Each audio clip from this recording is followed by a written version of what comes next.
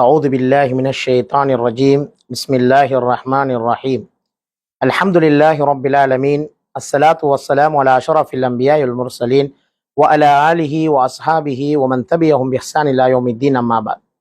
கண்ணியத்துக்குரிய இஸ்லாமிய சகோதரர்களே, சகோதரிகளே, தாய்மார்களே, நம் அனைவர் மீதும் அல்லாஹ்வுடைய சாந்தியும் சமாதானம் என்றென்றும் உண்டாகட்டும். அஸ்ஸலாமு அலைக்கும் வரஹ்மத்துல்லாஹி வபரகாத்துஹு. புனிதமான ரமலானுடைய மாதத்திலே நாங்கள் இஃப்தாருடைய வேளையிலே தொடர்ச்சியாக இடம்பெற்று வருகின்ற இந்த ஆன்மீக சொற்பொழிவு தொடரிலே இன்றைய தினம் மிக முக்கியமான ஒரு தலைப்பு குறித்து நாங்கள் கலந்துரையாட இருக்கின்றோம். ரமலான் மாதம் பல வரலாற்று நிகழ்வுகளை தன்னகத்தே கொண்ட ஒரு மாதம். அப்படிப்பட்ட மிக முக்கியமான ஒரு வரலாற்று நிகழ்வு ரமலான் மாதத்திலே இடம்பெற்ற ஒரு நிகழ்வுதான் பத்ர் போராட்ட நிகழ்வு. இந்த பத்ர் போராட்டம் ரமலானுடைய மாதத்தில் இடம்பெற்று மிகவும் சிறப்புக்குரிய ஒரு விடயமாக இருப்பதை நாங்கள் எல்லோரும் அறிந்திருக்கின்றோம். பல 100 வருடங்களுக்கு முன்னால் இடம்பெற்ற இந்த பத்ர் போராட்டம் இன்றைய முஸ்லிம் சமூகத்துக்கும் பல படிப்பினைகளை தந்து கொண்டிருக்கின்றது.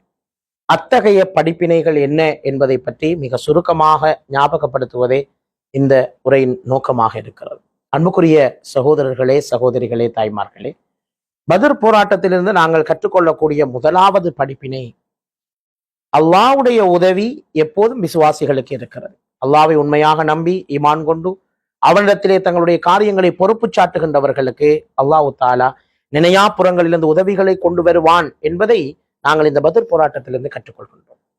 வெறும் 313 சஹாபாக்கள் மாத்திரம்தான் பத்ர் போராட்டத்திலே கலந்து கொண்டவர்கள். ஆனால் 1000க்கும் மேற்பட்ட எதிரி படையினர், மிக சாதாரணமான ஆயுதங்களும் தளபாடங்களும் தான் முஸ்லிம் படையினத்திலே இருந்தது. ஆனால் மிகவும் அதிகமான ஆயுதங்களையும் தளபாடங்களையும் போர்க்கருவிகளையும் கொண்டிருந்த எதிரிப்படை தோற்கடிக்கப்பட்டது என்பதை நாங்கள் வரலாற்றிலே காண்கின்றோம். கம்மின் ஃபியத்தின் கலீலத்தின் கலபத் ஃபியத்தன் கசீரத்தன் பீதினில்லா. எவ்வளவோ சிறிய படைகள் பெரும் பெரும் படைகளை எல்லாம் அல்லாஹ்வுடைய நாட்டத்தை கொண்டு தோற்கடித்திருக்கின்றன என்று அல்லாஹ் தஆலா குர்ஆனிலே சொல்லுகின்ற அந்த விடயமும் நாங்கள் கவனத்தில் கொள்ளத்தக்கது. எனவே இன்றைய உலகத்திலும் பலஸ்தீன பிரச்சனையாக இருக்கலாம், முஸ்லிம்களுக்கு எதிராக நிகழ்த்தப்படுகின்ற அநீதிகளாக இருக்கலாம், அநியாயங்களாக இருக்கலாம், இந்த நேரங்களில் எல்லாம் நாங்கள் ஈமானையோ தவக்குலையோ இழந்து விடக்கூடாது. எப்போதும் அல்லாஹ்வுடைய உதவி எங்களோடு இருக்கிறதே, எங்களுடைய இரட்சகன் எப்போதும் இருக்கிறான் என்ற அந்த உணர்வு எங்களுக்குள் இருக்க வேண்டும் என்பதை பத்ர் போராட்டம் முதலாவதாக எங்களுக்கு சொல்லுகின்ற படிப்பினை. இரண்டாவது படிப்பினை, பத்ர் போராட்டம் கற்றுத்தருகின்ற மிக முக்கியமான இன்னும் ஒரு படிப்பினை இருக்கிறது.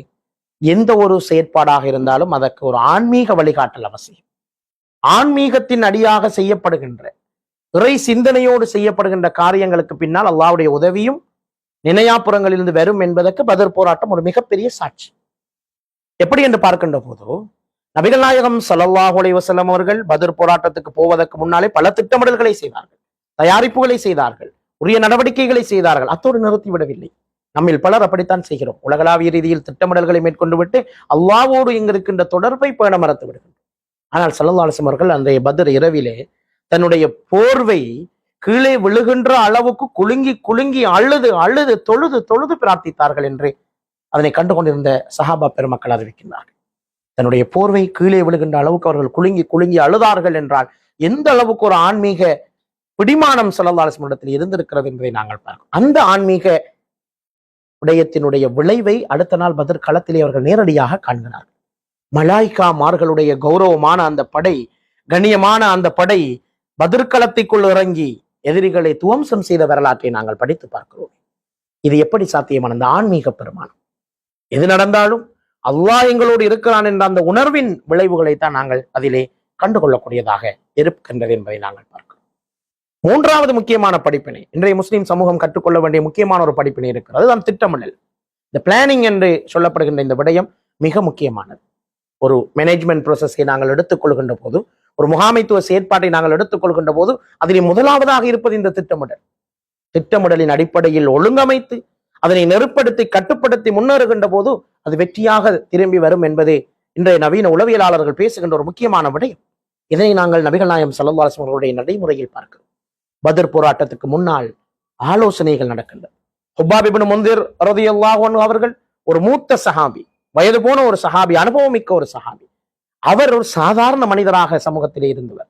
ஆனால் அவருடைய ஆலோசனையை இறைத்தூதர் ஸல்லல்லாஹு அலைஹி வஸல்லம் அவர்கள் ஏற்றுக்கொண்டது மாத்திரமல்ல, அந்த ஆலோசனையின் பிரகாரம் தான் பத்ர் கிணற்றுக்கு அருகில் தான் எங்களுடைய கூடாரங்கள் அடிக்கப்பட வேண்டும், ஏனைய கிணறுகளை உடைத்து விட வேண்டும் என்ற ஆலோசனையை ஏற்று அந்த சாதாரண அனுபவம் உள்ள ஒரு மனிதரின் ஆலோசனையும் தலைவர் ஏற்றுக்கொள்கின்ற அந்த மனப்பான்மையை நாங்கள் பார்க்கிறோம். எல்லோரும் இணைந்து திட்டமிட்டு செயற்படுகின்ற அந்த பண்பாட்டை பார்க்கின்றோம். ஸல்லல்லாஹு அலைஹி வஸல்லம் அவர்கள் மிக கணிசமான அளவு திட்டமிடல்களை செய்தார்கள். பத்ர் களத்திலே சில தகவல்களை எதிரிகளை பற்றி திரட்டி கொண்டார்கள்.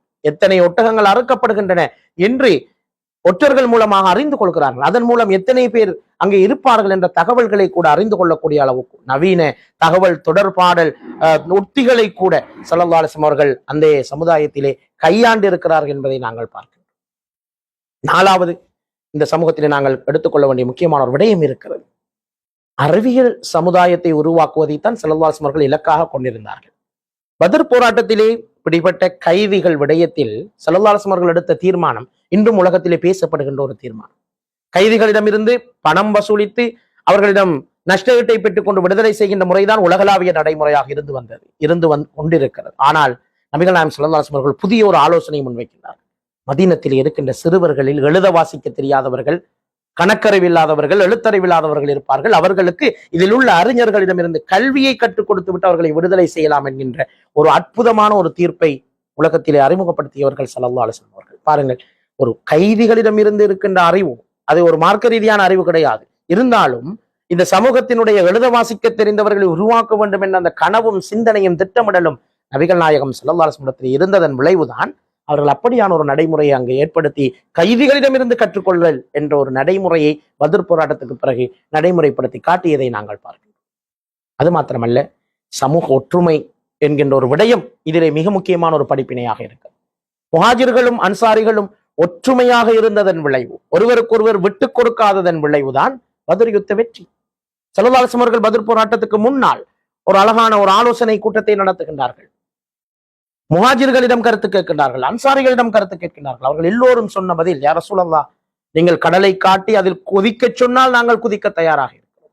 அப்படி நாங்கள் உங்களுக்கு விசுவாசமானவர்களாக இருக்கிறோம், உங்களோடு கூட இருப்போம், நீங்கள் பயப்படாமல் இந்த போராட்டத்துக்கு செல்ல முடியும் என்று ஆலோசனை சொல்லக்கூடிய அளவுக்கு அவர்கள் இருந்தார்கள். இங்கிருந்து நாங்கள் பெற்றுக்கொள்கின்ற ஒரு விடயம்தான் அந்த கூட்டு முயற்சி. எல்லோரும் இணைந்து செயற்படும், நாங்கள் மக்காவாசிகள் மதீனாவாசிகள் என்ற பேதத்துக்கு அப்பால் எல்லோரும் ஒன்றிணைந்து செயற்பட்ட வரலாறுகளை நாங்கள் பார்க்கிறோம். இது தவிர தொழில்நுட்பத்தை பயன்படுத்தினார்கள், ஆலோசனை கூட்டங்களை நடத்தினார்கள், எல்லோருடைய கருத்துக்களை ஒன்று சேர்த்து அவர்கள் முடிவுகளை எடுத்தார்கள் என்ற பல படிப்பினைகளை நாங்கள் பத்ர் போராட்டத்திலிருந்து கற்றுக்கிறோம். எனவே அன்புக்குரிய சகோதரர்களே, சகோதரிகளே, தாய்மார்களே, நாங்கள் எல்லோரும் இந்த பத்ர் போராட்டத்தினுடைய வரலாறை முழுமையாக படிக்க வேண்டும் என்பது ஒரு முக்கியமான விடயம். வரலாறை படிப்பது முக்கியமல்ல, அந்த வரலாற்றுக்கு பின்னால் இருக்கின்ற இந்த நவீன காலத்துக்கும் நாங்கள் வாழ்ந்து கொண்டிருக்கிற இந்த யுகத்துக்கும் பொருத்தமான பல படிப்பினைகள் அந்த பத்ர் போராட்டத்துக்குள்ளால் இருக்கிறது என்பதை நாங்கள் புரிந்து கொண்டு, நான் ஏற்கனவே சொன்ன அந்த ஆன்மீக பெருமானம், அல்லாஹ்வுடனான அந்த தொடர்பு, சமூக ஒற்றுமை, தொழில்நுட்ப பயன்பாடு, அறிவியலுக்கு முக்கியத்துவம் போன்ற இந்த எல்லா படிப்பினைகளையும் எங்களுடைய வாழ்க்கையிலும் எடுத்து நடக்கின்ற போது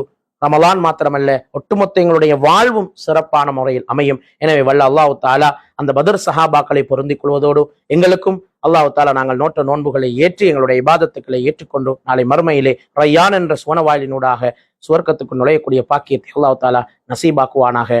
வாஹிரு தஅவானா அல்ஹம்துலில்லாஹி ரப்பில் ஆலமீன். வஸ்ஸலாமு அலைக்கும் வரஹ்மத்துல்லாஹி வபரகாத்துஹு.